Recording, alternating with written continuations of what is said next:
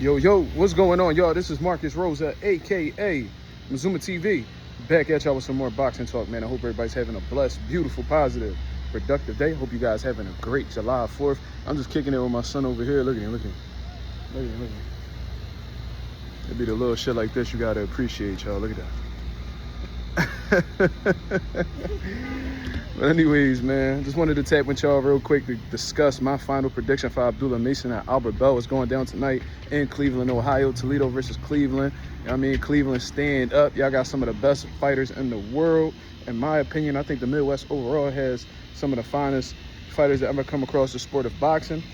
And they're going to put on the show tonight, man. I got a good feeling about this card that's coming up. You also got, Tiger Johnson, who's also from Cleveland, from what I understand. And we got Bruce Carrington making his first title defense, coming off of the biggest win of his career in his last outing. So it's going to be a great card overall. I believe it starts at 8 p.m. Eastern Standard Time. So please tune in, when you have the chance. Now, I see a lot of people coming out with their predictions with Albert Bell and Abdullah Mason. And listen, man, Albert Bell is a phenomenal talent. You feel what I'm saying? He's not undefeated for no reason. You know what I'm saying? He wasn't signed with Top Rank at one point in time for no reason. You know what I'm saying? So now he's being put to the test for the first time in his career, in my opinion. Doesn't have the highest knockout ratio, but when you study film, his knockout ratio could be a bit deceiving. He does have some sneaky power, and it seems like when he catches you at the end of the shots, that's when it does the most damage. So based off of all of that, man, Abdullah Mason is definitely going to have to be disciplined defensively. I actually want to see him make a change in comparison to the fight that I seen with Sam Noakes when, when he was boxing, he was doing well, but it looked like he had some type of mental lapses, just like we had previously discussed about Jerron Ennis, and, just decided to bang with him instead, I guess because he didn't really respect his power. Albert Bell's not somebody that you should really do that to, especially when y'all have some type of familiarity with each other, considering that they've been sparring each other for some years now. Albert Bell and Abdullah Mason have known each other for a long time. Albert Bell showed a picture of him and Abdullah Mason when Abdullah was a baby. There's an 11-year age difference between the two. So, that in itself, you've got to be very cautious with, because this dude may know your moves that, in comparison to an opponent that's never seen you, sparred you, fought you before. He has some sort of advantages in that department. He's gonna know certain tendencies that you have. He's gonna know what you're good at, what you struggle with. So although Albert Bell didn't have the most time to prepare, because mind you, he was supposed to face Andy Cruz in an IBF title eliminator in the lightweight division, but instead he's going ahead and he's getting a full-fledged title shot for the WBO. So he was getting ready for Andy Cruz. Totally different style than Abdullah Mason, in my opinion. And it's a different type of intensity. Andy Cruz likes to box, very intelligent, runs you into shots, counter punches, but very lax type of style like the typical Cuban is. Abdullah Mason, on the other hand, very aggressive, seems to throw all of his punches with bad intentions, and looks for the knockout, goes for blood. Not really trying to sit there and play chess with you. He's just trying to hurt you, get you up out of there, and make a statement. You know what I'm saying? And Abdullah's definitely feeling the pressure as well, because this is his first homecoming fight. Him, along with his two brothers, are getting a lot of support from the Cleveland area. So, of course, they want to, perform to certain expectations. So, I said all of that to say, man, when I'm really analyzing this fight and I'm, thinking about it stylistically, because I do a lot of visualizing. I see what both guys bring to the table. I see what they're good at, what they need improvements on. And, I see a lot of people giving Albert Bell credit, but let's keep it 1,000 for once. You know what I'm saying? Does Albert Bell look like the goods? Yes. I don't think Top Rank was signing if they didn't feel that way. Top Rank only signs guys that they see potential in. But at the same time, Albert Bell hasn't fought anybody in his career to reassure us that he's going to be able to keep up with somebody like Abdullah Mason. Although Abdullah Mason is younger, in my opinion, he is more seasoned. I can't recall anybody that Albert Bell has faced in the past that adds up to a Sam Noakes. You know what I'm saying? Even experienced guys like Jeremiah Nakatila that Abdullah Mason had gotten rid of in the past. And although, Abdullah just straight up got rid of Nakatila, I can't recall anybody on Albert Bell's resume that brings that same type of, experience, those same type of notable names. You don't really see them on Albert Bell's resume. So yeah, Albert Bell's tall, he's rangy. Does he have some skills? Yes. But, in terms of experience at a high level, Albert Bell really lacks that. So you know, everybody could sit here and act like Abdullah's youth could be a disadvantage somehow, and you know, Albert Bell's really been around the block. But in terms of competition and resume, I think Abdullah Mason actually has the better competition to actually face more dangerous guys, in my opinion.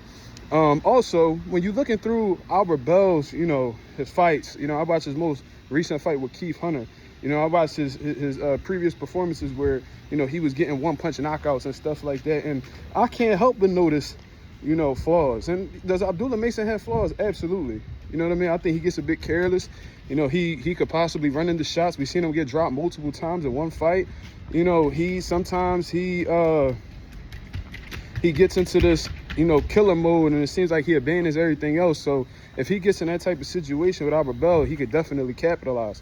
But when I'm looking at Albert Bell's flaws, man, is he tall? Yes, but you know, I don't think that height is really going to play an advantage, because Abdullah Mason actually has a longer reach by an inch. So basically the same reach, but you know, Abdullah being 5'9", and you know, Albert Bell being 6'1" to 6'2", I don't really know if that's really going to play a part. But then on top of that, I see Albert Bell, he has a lot of flaws defensively as well, man. Like, I'm watching this dude throw punches and he keeps his head straight on the center line. You know what I mean? That could be absolute disaster when you're running into one of those straight shots from Abdullah Mason.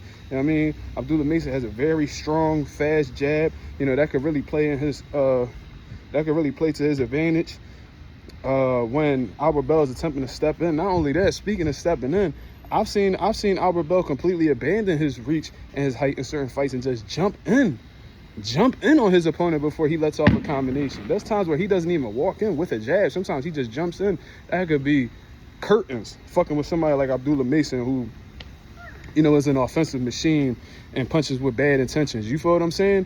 Then another thing I noticed is Albert Bell pulls back. He pulls straight back with his chin in the air. He actually has his chin in the air in the midst of throwing combinations. Now, we all know that everybody is vulnerable while getting into exchanges or letting go combinations, you know. So I'm not trying to nitpick and make it seem like Albert Bell doesn't bring anything to the table.